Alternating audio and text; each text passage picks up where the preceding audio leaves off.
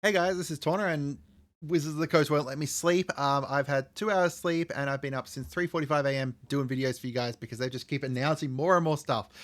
So alongside all the other announcements today, PlayStation has also posted up their announcement for the upcoming PlayStation Super Drop that's going to be happening on October 27th. So there is cards from a whole bunch of different PlayStation games. They announced the games and they showed some of the cards. However, keep in mind that they only showed the legendaries. They didn't show like the whole drop, so there's going to most likely be other stuff alongside them. I assume that it drops, it's not going to be just one card, for example. But there's the Last of Us one that we saw on the previous video, and then a heap of others. One definitely that I'm very hyped of. I definitely want to get it for my wife. So let's go through it. Before we do, this is the best spot for your breaking speed news. We're going up and making videos at, as I said, 3:45 a.m., making sure that you guys get the videos as soon as possible to keep up to date with Magic and all the stuff that has been happening. So we're going to start off with The Last of Us. There's actually two separate drops here. The first one here is part one, which we saw previously with Ellie Brickmaster here, who whenever a player attacks one of your opponents, they're going to create a tapped 1/1 black fungus zombie token that is attacking that person as well. And then we've got Joel Resolute Survivor, who whenever a creature token dies, put a +1/+1 counter on him and draw a card. Only triggers once each turn. So the great thing about this is that Ellie's going to make your opponents create 1/1 tokens, right? But then they can either block them and then you get a trigger from Joel, get to draw a card and get a +1 counter on him, or they're just going to take damage from it. There's lots of very interesting things you could potentially pull off with this, and this is Jund. They also have partner survivors, so they can partner with any other character that also has partner survivors. For example, if we look at part 2, we've got Abby Merciless Soldier here. Whenever you cast a spell, create a number of 1/1 black fungus zombie creature tokens named Cordyceps infected equal to the amount of mana spent to cast it. Abby enters under the control of an opponent of your choice. So you cast her, she's going to go over to someone else, but then you're going to create a whole bunch of zombies. Then you've got Ali Vengeful Hunter here, who you can pay 2 life, sacrifice another creature. For example, the zombies that you just gave yourself, and then you get to give her indestructible, and she deals damage to target player. You can also pair these up with either of the other two, Joel and Ellie's, as well, if you wanted to. You could do, I don't know. They're very interesting. I think that they're going to be very interesting kind of build arounds. And this is two different secret lairs as well. So part 2 is a different secret lair to part 1. So yeah, I don't know. They're cool. I don't know much about Last of Us, so they look pretty awesome though. Next up, we've got Uncharted here with Nathan Drake. He's a Grixis commander, Nathan Drake Treasure Hunter. First strike, you may spend mana as though it were mana of any color to cast spells you don't own or to activate abilities of permanents you control but don't own. So basically, you get to, it's a theft deck, right? Works really well with theft decks.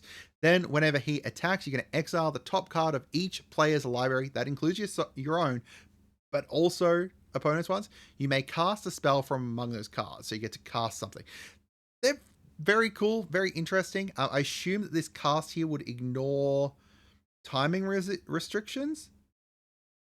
I assume that it's ignoring timing restrictions because of the fact it says you may cast a spell, like it's giving you cast it now, because otherwise you wouldn't cast it later on, or otherwise it would say you can cast it for the rest of your turn or something.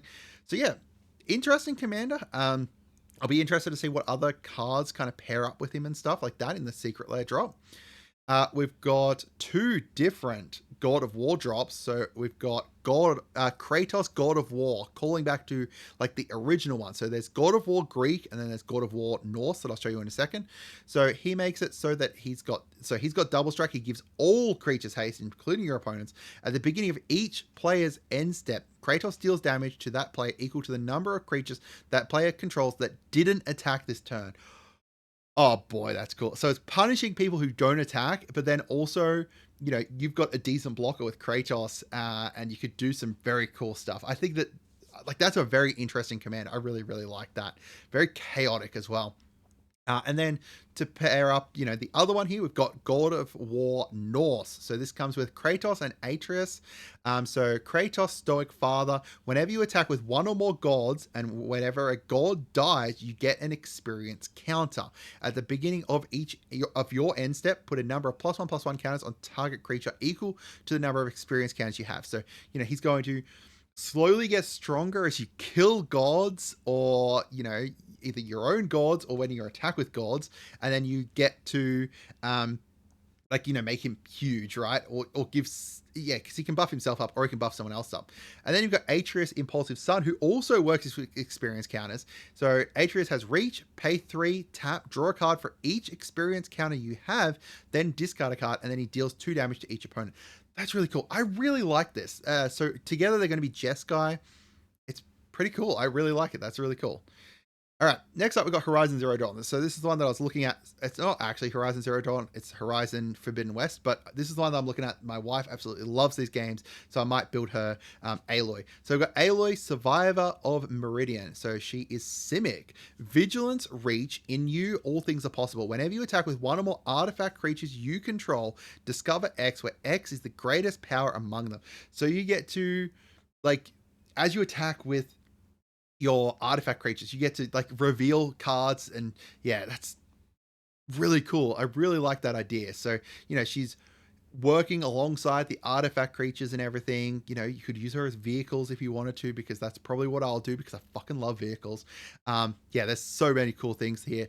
I really like it. I think that's really cool. I really love this border with the with the triangle digitization, because that's pretty big in the game and stuff. That's really cool. I'll be very interested to see what else comes alongside her, because assumedly there's going to be some artifact creatures and stuff. I really like that. All right.